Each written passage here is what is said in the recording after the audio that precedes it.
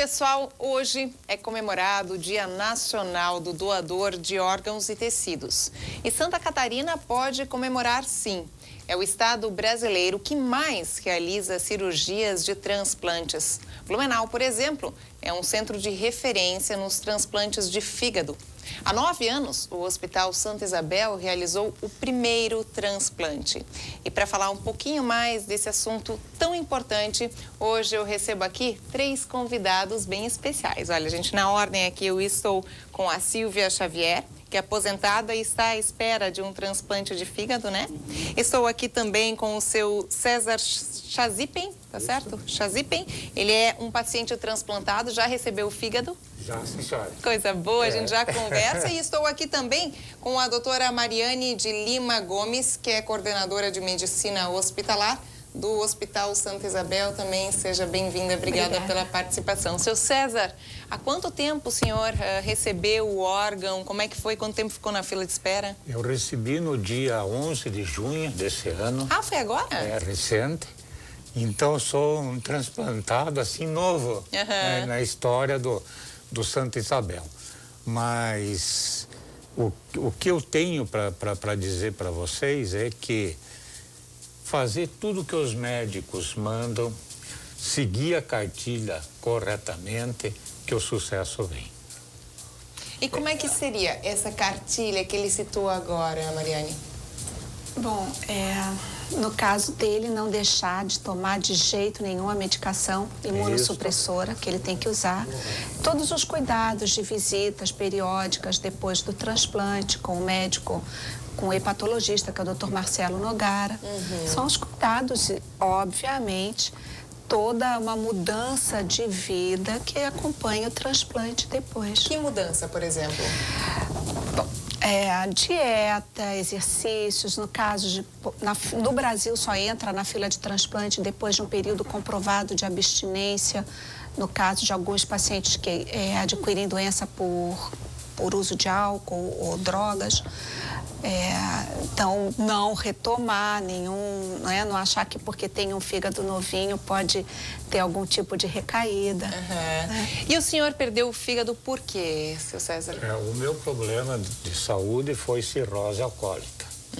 Eu tomava muita cerveja, gostava da cerveja, e a cerveja me liquidou. Agora parou com a cerveja? Parei com a cerveja. Mesmo em época de outubro? Mesmo em época de outubro. É uma pena, mas é uma realidade. Claro. Tem que seguir o protocolo, né? Para continuar com a saúde. Senão... Porque se desviar, você cai de novo. Exato. E há quanto tempo o senhor ficou? Quanto tempo o senhor ficou na fila de espera? Um ano. Um ano.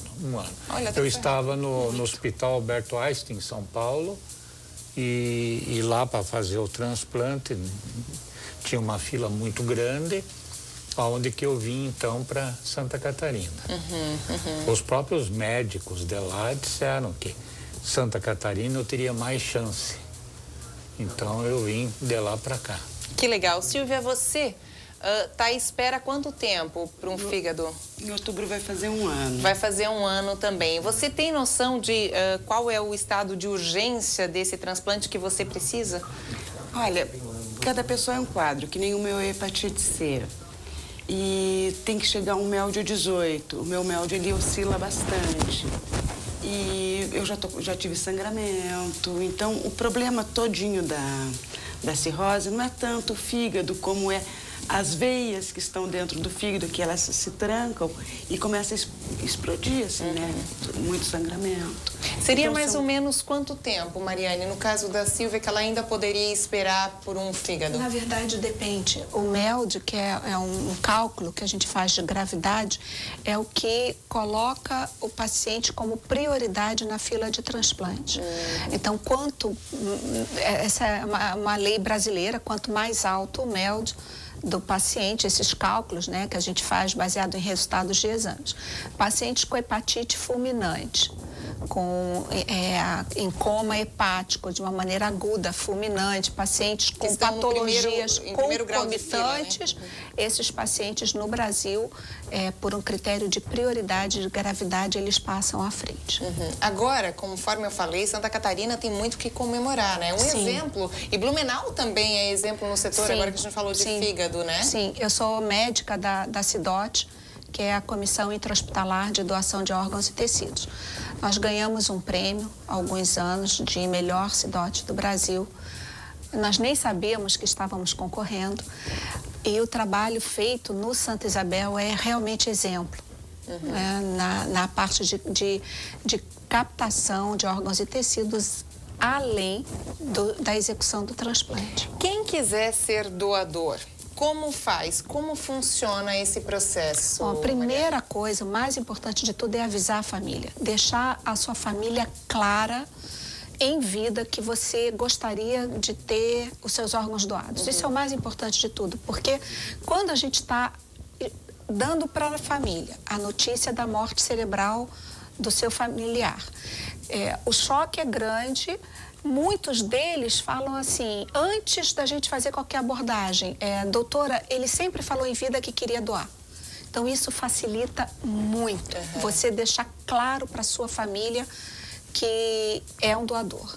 Porque quando você não deixa claro, eles vão por dedução. Ele era uma pessoa muito generosa, sempre gostou de ajudar todo mundo, eu tenho certeza que gostaria de ajudar. Hoje, qual seria o órgão em maior defasagem? Ou seja, qual o órgão que mais precisa estar aí, que pessoas mais precisam? É fígado e coração. É fígado pâncreas, também? Pâncreas, fígado e coração. Mas fígado aqui, conforme a gente falou, até, por exemplo, o César esperou somente um ano, pouco tempo? É muito pouco tempo. Em termos de média nacional, é muito pouco tempo. E em termos de coração? Coração é um transplante mais difícil porque a relação peso, idade e paciente receptor é muito mais estrita do que no fígado. No fígado eu posso ter um doador de 70 anos para um jovem de 30, o que já não acontece no coração. Coração, a idade máxima ideal são 45 anos, então o doador de 50 anos, a gente já tem que fazer uma série de exames para ter certeza que é um órgão que ainda pode ser usado. Se for um paciente muito maior do que o receptor, a gente já não pode aproveitar o órgão doado. Então, o rim acaba sendo mais fácil por causa da possibilidade entre vivos, né, relacionados. O fígado, existe hoje a operação entre vivos, mas maciçamente ainda é o doador que vem a falecer, doador em morte cerebral, e o coração tem essas restrições todas.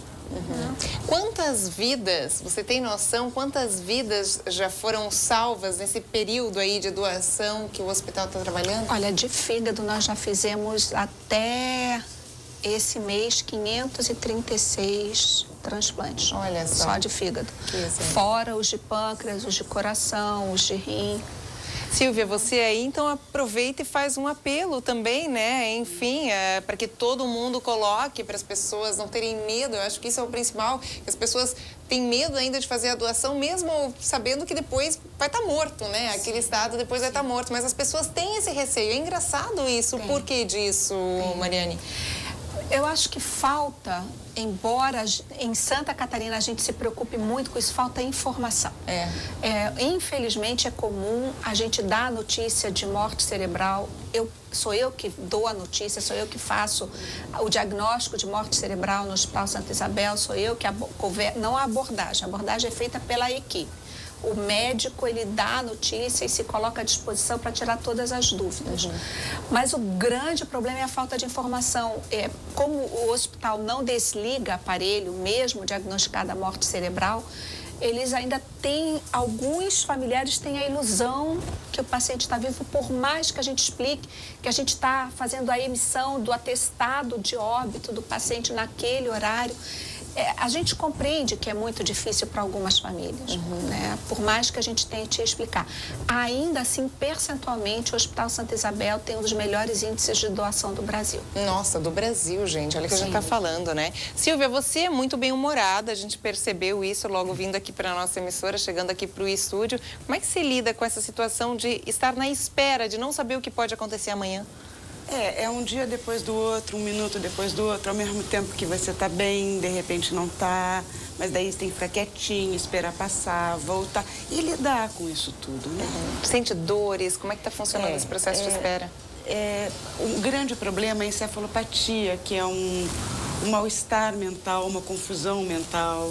E isso é bem complicado também, você esquece coisas, porque a oxigenação, né, do cérebro, ela não é tão perfeita por causa das veias. Por isso, claro, quanto antes melhor. Bom se fosse como o caso do seu César, que agora o pós, quer dizer, foi alguns meses que está no pós-operatório, já está a vida normal. Vida normal, correto. Muito melhor do que antes. Muito melhor do que antes, saudável. Isso que vale, isso que vale. Gente, que bom recebê-los. Obrigada pela vinda aqui no programa. Mariane, obrigada também. Vamos passar contato, algum telefone de contato para quem quiser ter mais informações a respeito de, enfim, como fazer para ser um doador, mais detalhes, enfim, disso tudo que a gente citou agora aqui no programa. 3321-1000 é o número do Hospital Santa Isabel. É só pedir para falar com a Cidote, que a enfermeira responsável pela Cidote é a enfermeira Solange.